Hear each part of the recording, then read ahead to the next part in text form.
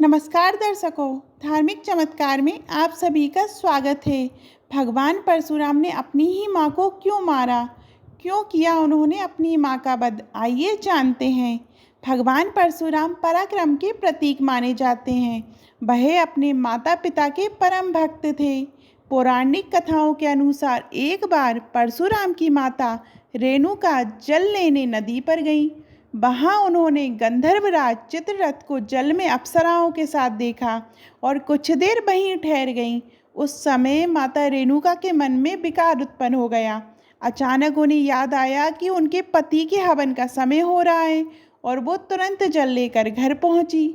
जमदग्नि ऋषि ने अपने तपोबल से अपनी पत्नी का मानसिक व्यभिचार जान लिया।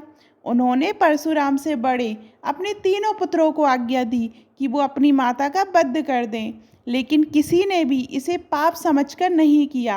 अंत में ऋषि ने परशुराम को अपनी माता का वध करने की आज्ञा दी।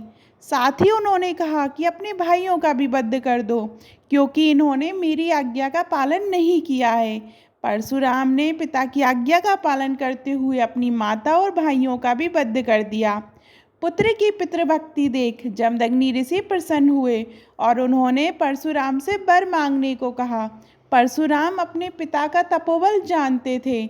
उन्होंने अपने पिता से अपनी माँ और भाइयों को पुनर्जीवित करने का वरदान मांगा। उन्होंने पिता से मांगा कि उनकी माँ और भाई ऐसे जीवित हों जैसे कि निद्रा से जागे हों, और उन्हें इस बात का स्मरण ना रहे कि मैंने उन्हें मारा था। जमदग्नि ऋषि के तपोबल से ऐसा ही हुआ। पुत्र की तीव्र बुद्धि को देख ऋषि ने उन्हें ख्याति और अस्त्र शस्त्र में निपुणता का वरदान भी दिया। आपको ये परशुराम की कथा कैसी लगी कमेंट में ज़रूर बताइएगा। और अभी तक आपने हमारे चैनल धार्मिक चमत्कार को सब्सक्राइब नहीं किया है तो सब्सक्राइब करिएगा। धन्यवाद।